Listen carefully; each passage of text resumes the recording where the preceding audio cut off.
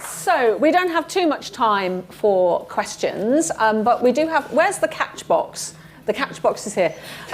Really, this is just a test of seeing whether we've got any potential, players for England in the audience. So who's going to kick off with a question for our panel? Who's going to start us off? The first question of the day. And I promise you, I am one of those people who I don't ever get embarrassed when no one puts their hand up initially. I will sit here because I know it's really hard to ask that first question. And I have got so many questions and I don't want to sort of dominate the discussion. We've got literally 3 minutes. So, right, thank you very much. Can we throw the catch box over to, what's your name? Liana. Liana. Okay, hurl that catch box over.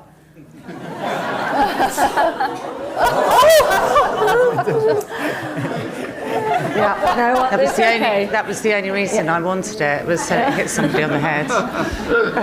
Okay, so if you hold it up, that's great. Brilliant. Hi. Awesome. I've got a question for Molly, really. Yeah. Obviously, we have got a lot of customers, all of us, which are going to be suffering with all the things which you have suffered. And I wanted to know how accessible your kind of services are out there, what kind of things we could possibly offer to our customers so that they could gain that information, that we can point them in the right direction to be able to use those apps and be able to find out more about the digital technology that you use. I know that you've got your foundation up there and you've got your website, but is it very, very clear for us to be able to access it? Yeah, I think I got most of that. I just want to make sure I got all of that. So basically, sorry. Yeah. Just wanting to know how easy would it be for all of your users, and there'll be many people in the audience who would be very interested in understanding about the kind of services you might be able to put them in contact with. Yeah. Everything. So I have everything online on my website at mollywatt.com. If there is anything, so with the charity, we do lots of social events and things where we get people together. We don't really exclude anybody. It's just anybody who wants to come along and meet people.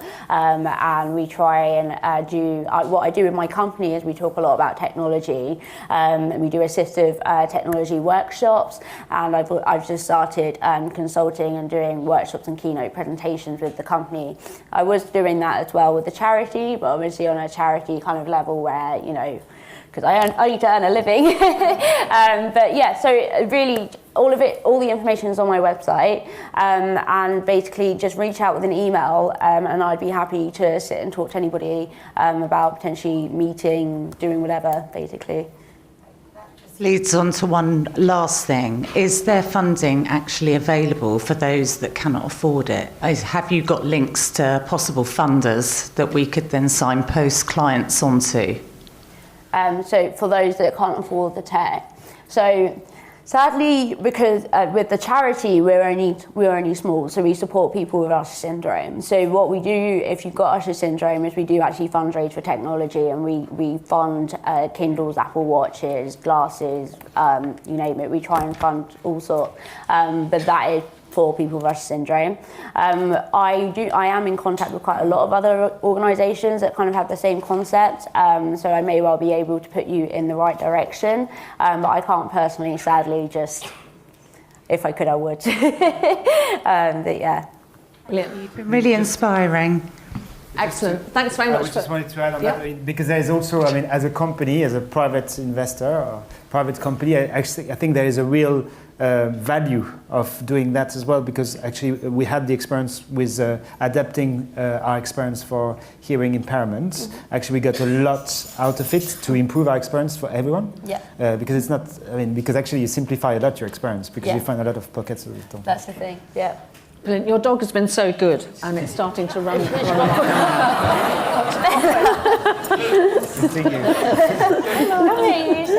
Yes, exactly. I just felt that she wasn't quite centre stage enough. A couple of quick other questions. Yep, this gentleman down here. That's an easy throw. Oh, look. Okay. You speak into this now. Yeah, just speak into the box. Hi, my name is Roger Darlington. I'm a board member and trustee of the Good Things Foundation. I wanted to ask about the Internet of Things.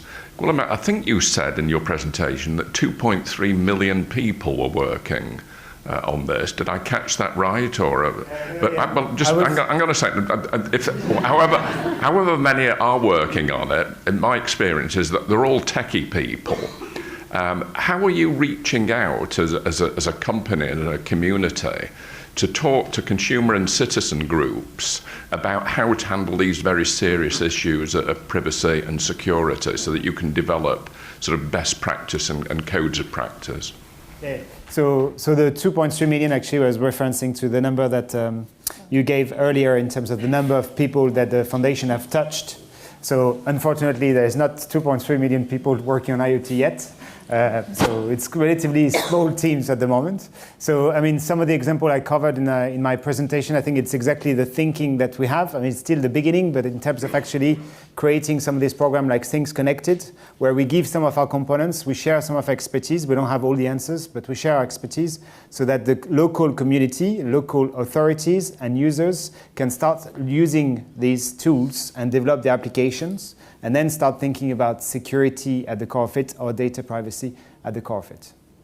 Yeah, great question. Someone called Sleepy Penguin messaged me with that question. You're not Sleepy Penguin, are you? Just in case. Do I look like a penguin? Well, it's an interesting thing though, isn't it? I mean, around the IoT and the way, obviously great potential for good in terms of gathering data and then making sense of the data. But I mean, from your perspective, what would access to really, to data that you might not initially be able to gather at the moment, how would it help drive your organisation forward, Helen? Well, I've got an idea, so everyone should be very scared. I would really like to think that there's a way of capturing. So we have tens of thousands of staff and volunteers working in the network who are digital champions, who are helping people who are nervous about learning about the internet. And machine learning says if you put a lot of data in, then you can actually create something amazing. So what if we use the power of the movement and the scale of the movement to see if we could provide a digital champion for people who are, on the Learn My Way website on a Sunday evening and can't get any help. And actually, the kinds of things that people would say, real people would say, what is it that you're looking for? How can I help you? What do you want to do with your digital skills? And actually, because as you said, I think it's the input, it's the people, of course, that matter. It's not the technology, but the technology can then provide that underpinning support. And so can we try and translate all of our knowledge, all of our expertise as being patient, wonderful, helpful, insightful, tenacious human beings into providing a really great technology support for when there isn't a person available?